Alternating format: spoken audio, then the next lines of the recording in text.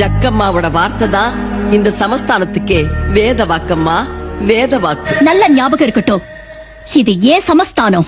கும்மீருட்டின் குடல் கிழித்து கொன்றில் ஏழும் பெண்ணோடியே கோபம் கொண்டு